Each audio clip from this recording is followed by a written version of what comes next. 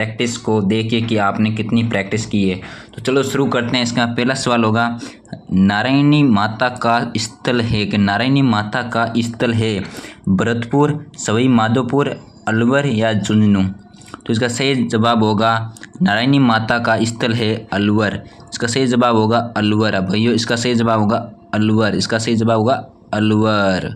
ठीक है, अगला सवाल है, निम्न को सुमेलित कीजिए कि कौन सा किसके है। तो आदिवासियों की देवी किसे कहा जाता है। तो आदिवासियों की देवी कहा जाता है कंठेश्वरी माता को। चारणों की देवी, चारणों की लोक देवी कहते हैं करनी माता को। और सीरवी जाति की कुल देवी कहा जाता है आई माता को। और चौहानों की कुल देवी कहा जाता है जीन माता को। तो इसका सही जवाब होगा 3412 यानी कि अ।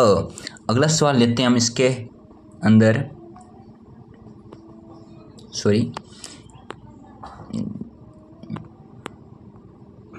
अगला सवाल है, राजस्थान के वे लोक देवता जिनका जन्म तो राजस्थान के कोलूमंड फलोदी में हुआ था, लेकिन वे हिमाचल प्रदेश में बालकनाथ के रूप में पूजे जाते हैं।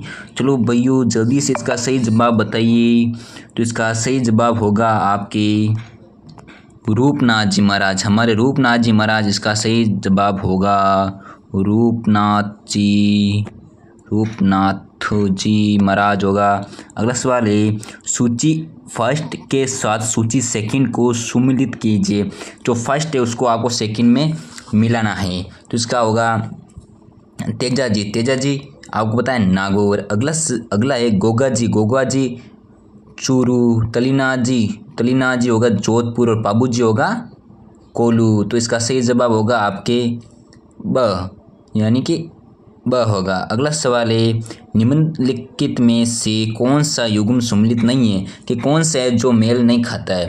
हड़बू जी, आपको पता है कि हड़बू जी कहाँ है। तो हड़बू जी होंगे बेंगटी। मलिना जी तिलवाड़ा। तलीना जी पांचोड़ा। लेकिन ये धन्ना जी सिमुदड़ा मेल नहीं खाता है, इनका हुआ था टोंक में। अगला सवाल है, हम लेते हैं अगला पीडीएफ हमारा।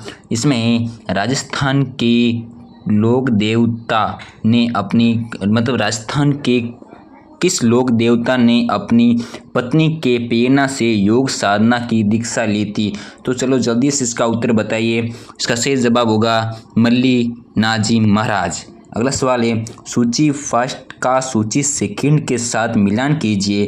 क्या आपको फर्स्ट और सेकंड को मिलाना है और सूचियों के नीचे दिए गए कूट का प्रयोग करके सही उत्तर का जवाब दीजिए। तो चलो बिना आपको इसका बता, इसका होगा कल्ला जी रुंदला। कल्ला जी होगा ये वाला। और हड़बू जी होगा बेंगटी, पाबू जी होगा कोलू और गोगा जी होगा ददरवा। तो इसका सही जवाब होगा अ।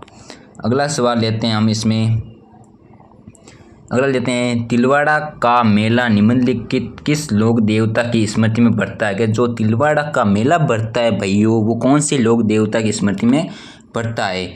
संत माऊ जी, मल्लिनाथ जी, देवनारायण जी या फत्ता जी। इसका सही जवाब होगा मल्लिनाथ जी महाराज। अगला सवाल है 10 नंबर पे, लोक देवता हरबू जी का मुख्य मंदिर कहाँ है।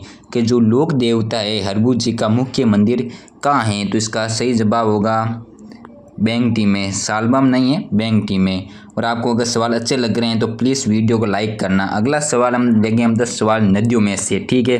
तो इसका में फर्स्ट सवाल है आपके लिए कि राजस्थान में प्राचीन काल में कौन सी नदी प्रवाहित थी। कि राजस्थान में प्राचीन काल में कौन सी नदी प्रवाहित थी भैयो। लूनी, सिंधु, चंबल या सरस्वती। तो इसका सही जवाब होगा सरस्वती।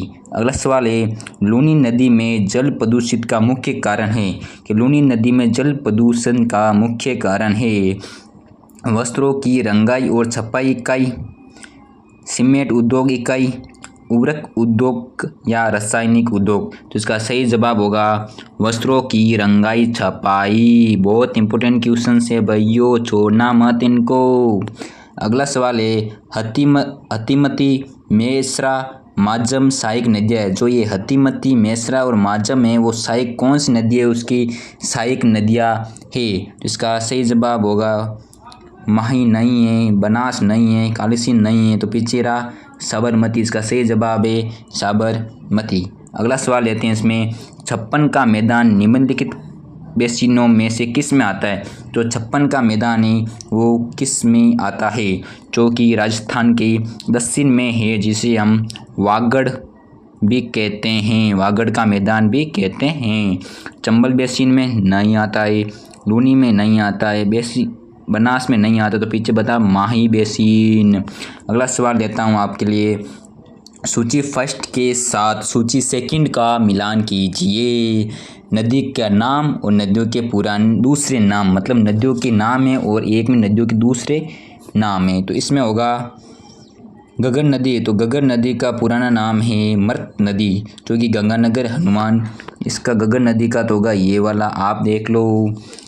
ठीक है, अगला होगा इसका चंबल नदी। चंबल नदी को कहते हैं कामधेनु नदी, क्योंकि ये बहुत ही कामधेनु और इस पर गाय की मूर्ति भी बनी है। माही नदी, तो माही नदी को बोलते हैं वागड़ की गंगा। लूनी नदी को बोलते हैं लवण जल की। तो इसमें ऑप्शन नंबर होगा आपका सही ऑप्शन होगा ब वाला, ये वाला सही ऑप्शन होगा। अगला सवाल लेता हूँ आपका, अगला सवाल है, निम्नलिखित में से किन 3 नदियों के संगम को त्रिवेणी संगम कहा जाता है? किन नदियों के संगम में से कौन से संगम जिन्हें त्रिवेणी संगम कहा जाता है? बनास, मेनाल, बेचड़, और सेकंड पे गंभीरी, मासी, दुधू, धुंध। अगली है कोठारी, खोरी या बेचड़, या सोम, आहू और बाड़ी। तो आपको पता है भाइयों इसका होगा, भाइयों और बहनों इसका होगा बनास, मेनाल और बेचड़। अगला सवाल ये, निम्न को सुमेलित कीजिए तथा नीचे गए कूट से सही उत्तर का चयन करें। तो इसका सही जवाब होगा 3, 4, 1, 2, यानी कि 4 नंबर पे, यानी कि चंबल की सहायक नदी है, आपको सबको पता है पार्वती। लूनी की सहायक नदी है ये वाली जवाई। माही की सहायक नदी है जाखम। बनास की है बेचड़। तो अगला सवाल लेते हैं इनमें जो 9 नंबर पे, वो है बैराज नदी का उद्गम स्थल है। क्योंकि बैराज नदी है उसका उद्गम स्थल है, तो जल्दी बताइए। तो इसका सही उत्तर होगा गोगुंडा की पहाड़ियाँ। गोगुंडा की पहाड़ियाँ जो कि कहाँ है? मेवाड़, जो कि आपके मेवाड़ में आती है। अगला सवाल है 10 नंबर पे, वाक्कल तथा सेई धारा के मिलने से जो नदी बनती है, कि वाक्कल तथा सेई धारा के मिलने से नदी बनती है साबरमती नदी। और जो आपकी दोस्त एक सवाल छूट गया था वो है, निम्न में से कौन सी नदियाँ कच्छ के रण में गिरती है? बनास, पश्चिम बनास और लूनी, माही और पश्चिम बनास, साबरमती और लूनी, या माही या लूनी। जल्दी बताइए इसका जवाब। इसका जवाब होगा पश्चिम बनास और लूनी, यानी कि होगा इसमें होगा पश्चिम बनास और लूनी। तो कैसे लगे सवाल, और ये ज़रूर बताना आपके कितने क्वेश्चन राइट हुए 20 में से, ज़रूर बताना। Okay bye. अच्छा लगे वीडियो तो लाइक और सब्सक्राइब ज़रूर करना भाइयों। Thank you.